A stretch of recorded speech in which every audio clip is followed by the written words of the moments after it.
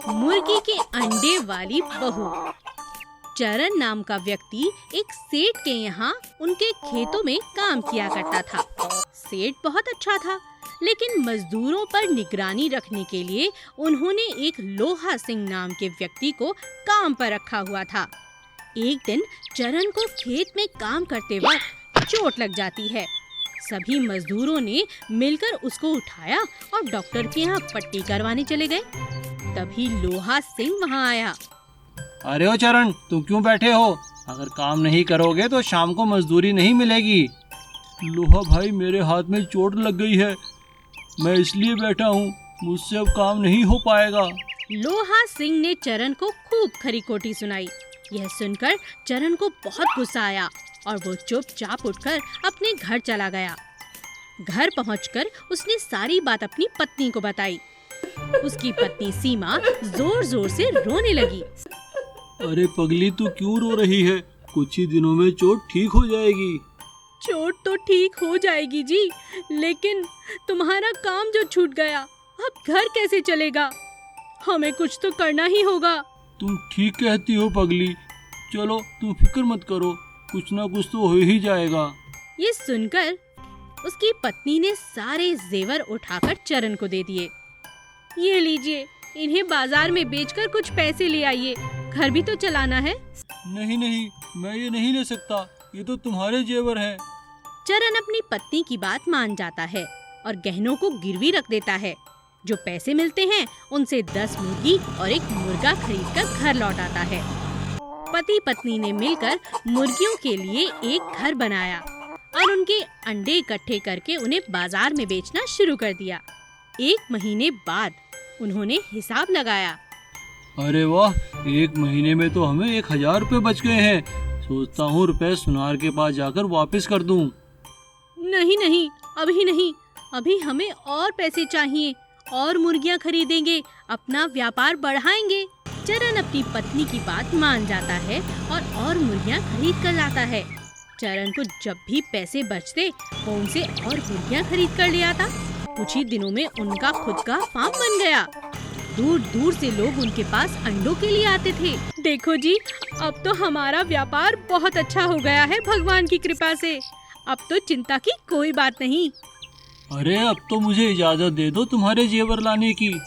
हाँ हाँ, क्यों नहीं, आज ही ले आओ मेरे जेवर, और हाँ, कुछ नए जेवर भी दिला देना। चरण खुशी खुशी सारे जेवर लाकर अपनी पत्नी को लौटा देता है। पत्नी बहुत खुश हो जाती है। दोनों अपना मकान पक्का कर लेते हैं और खुशी खुशी अपना जीवन जीने लगते हैं। कहते हैं कि मेहनत का फल हमेशा मीठा होता है, इसीलिए सफलता का एक ही तरीका है, कड़ी मेहनत। दाढ़ी वाली बहू। रामपुर गांव में डॉली नाम की एक लड़की अपने माता पिता के साथ रहती थी। डॉली बहुत शैतानियां करती थी, पूरे गांव को परेशान करती रहती थी। कभी अपने पिता की साइकिल लेके गांव का पूरा चक्कर लगाती और सबको सताती, परेशान करती। डॉली जब भी शाम को घर वापस आती तो उसके घर शिकायत करने वाले लोगों की हमेशा भीड़ लगी रहती। एक दिन उसकी माँ ने उसे समझाते हुए कहा, बेटी, तू इन गांव वालों को नहीं जानती, इन्हें यूं परेशान मत किया कर। ये तुझे बहुत बुरा भला बोलते हैं, बद्दुआएं देते हैं, तू ये सब छोड़ क्यों नहीं देती? अरे माँ, तुम तो यूं ही डरती हो, ये बद्दुआ वगैरह कुछ नहीं होता, मैं नहीं मानती। एक दिन गांव में तपस्वी साधु आते हैं। गांव के सभी लोग उनके दर्शन के लिए जाते हैं। साधु बाबा गांव के बीचों बीच एक बड़े से बरगद के पेड़ के नीचे बैठकर साधना कर रहे होते हैं। बाबा की दाढ़ी बहुत बड़ी और लंबी थी। एक दिन खेलते खेलते जब डॉली ने उनकी दाढ़ी को देखा तो अचानक हंसने लगी और उनकी दाढ़ी को तीली से छेड़ कर परेशान करने लगी। बेवकूफ लड़की, तूने मेरा मजाक उड़ाया है। मैं तुझे श्राप देता हूँ, जैसे जैसे तू बड़ी होगी तेरे भी दाढ़ी निकल आएगी और सारी दुनिया तेरा मजाक उड़ाएगी। साधु बाबा वहाँ से चले जाते हैं, लेकिन कुछ ही दिनों के बाद डॉली की दाढ़ी मूंछें निकल आती हैं। सारे गांव वाले ये देखकर उसका बहुत मजाक उड़ाते हैं। डॉली रोते रोते अपने घर में आती है। माँ, मैं उस साधु बाबा को ढूंढने के लिए जा रही हूँ। देखो ना, मेरी दाढ़ी मूंछ निकल आई है। डॉली साधु बाबा के बारे में बहुत पूछताछ करती है।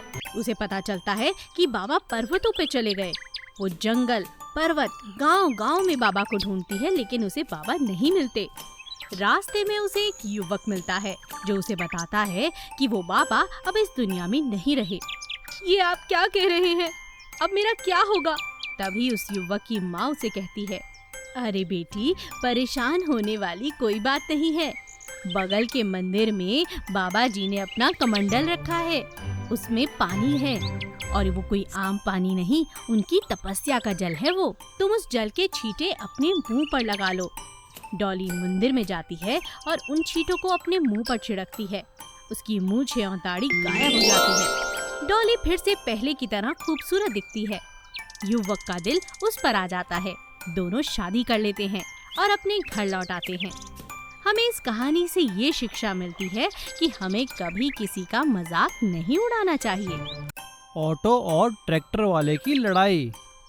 गुरदासपुर गांव में हैप्पी नाम का एक ट्रैक्टर वाला रहता था। वो अपने नाम की तरह हमेशा खुश रहता था। और उसी गांव में दारा नाम का एक बदमाश भी रहता था। उसके बहुत सारे ऑटो थे। सभी ऑटो वाले उससे डरते थे। वो सभी पर अपनी धौंस जमाता था। आए दिन लोगों से पैसे वसूलता रहता था। एक दिन गांव में मेला लगा हुआ था। तभी वहां पुलिस आ गई। बंद करो ये मेला। किसकी परमिशन से तुमने मेला लगाया है यहाँ पे? क्या तुमने सरकार से परमिशन ली है? तभी वहां दारा आ गया। क्यों भाई, क्या बात है? पुलिस में हो तो लोगों पर धौंस आजमा रहे हो? हिम्मत है तो हमसे बात करो। अरे कुछ नहीं दारा भाई, मैं तो सिर्फ मेला बंद करने की बात कर रहा था, क्योंकि ये बिना परमिशन के है, गैर कानूनी है। अरे गैर कानूनी होगा तुम्हारे लिए, मेला तो बंद नहीं होगा। हिम्मत है तो रोक के दिखाओ। पुलिस वाला वहां से डरकर चला जाता है। दारा इधर उधर देखता है। उसे देखकर डर के मारे सभी लोग तालियां बजाने लगते हैं। अब दारा का घमंड और भी बढ़ जाता है। जब वो मेले से बाहर निकलता है तो वो देखता है कि उसके ऑटो के पास एक आदमी सहारा लेकर खड़ा था।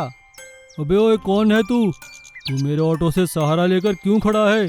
जानता नहीं किसका ऑटो है ये? जी भाई साहब, माफ कर दीजिए, गलती हो गई। लेकिन दारा का गुस्सा शांत नहीं हुआ। उसने उस लड़के को थप्पड़ मार दिया। वो लड़का और कोई नहीं, हैप्पी का दोस्त था। तभी हैप्पी वहां आ जाता है। अरे भाई साहब, आपने इसे थप्पड़ क्यों मारा?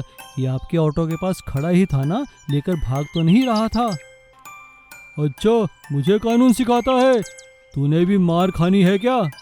हैप्पी समझ गया कि अब इसे सबक सिखाना ही पड़ेगा और इसका घमंड तोड़ना ही पड़ेगा। हैप्पी ने दारा से कहा, भाई साहब, थप्पड़ों से कुछ नहीं होता। आपकी गाड़ी को इसने हाथ लगाया तो चलिए गाड़ियों में ही मामला निपटाते हैं। आप मेरी गाड़ी और अपनी गाड़ी की लड़ाई कराइए। एक रस्सा बांधकर खींचते हैं। जिसने जिसकी गाड़ी को खींच लिया वो जीत जाएगा और जो हारेगा वो दूसरे के मुंह पर कालख लगाएगा। और अगर आप जीत गए तो आप जितने चाहे मुझे थप्पड़ मार लेना। दारा घमंड में इतना चूर था कि वो भूल ही गया कि हैप्पी के पास तो ट्रैक्टर है और उसके पास ऑटो।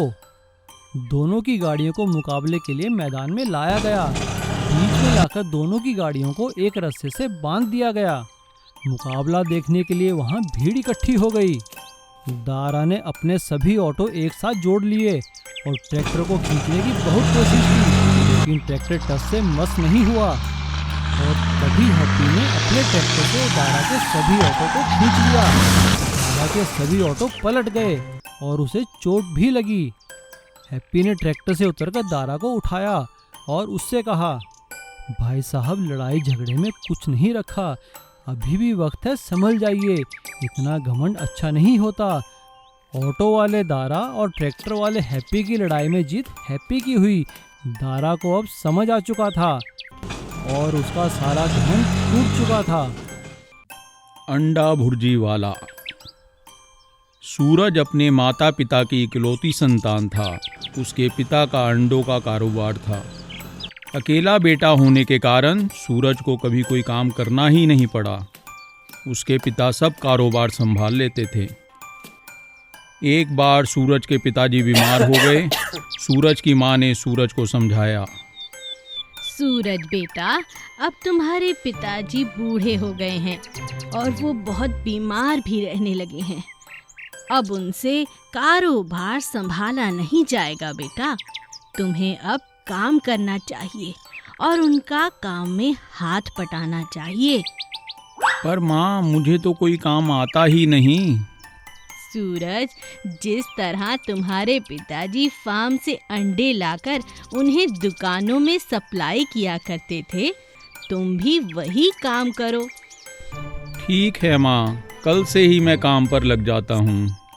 सूरज ने दूसरे ही दिन काम करना शुरू कर दिया। किस किस दुकान पर कितने का सामान देना है उसे कुछ नहीं मालूम था और फिर कुछ ही दिनों में उसे काम मिलना बंद हो गया। एक दिन सूरज का दोस्त कमल उससे मिलने आया। सूरज, कैसे हो? क्या हुआ, मुझे बताओ। मैंने पिताजी से काम तो सीखा ही नहीं था। इस वजह से पिताजी का कारोबार ठप हो गया। अब कोई भी मुझसे अंडे नहीं खरीदता है। तो तुम कोई और काम क्यों नहीं करते? ऐसे काम जिसमें तुम अकेले ही माहिर हो। ऐसा कौन सा काम हो सकता है? आजकल सैंडविच बहुत बिकते हैं बाजार में।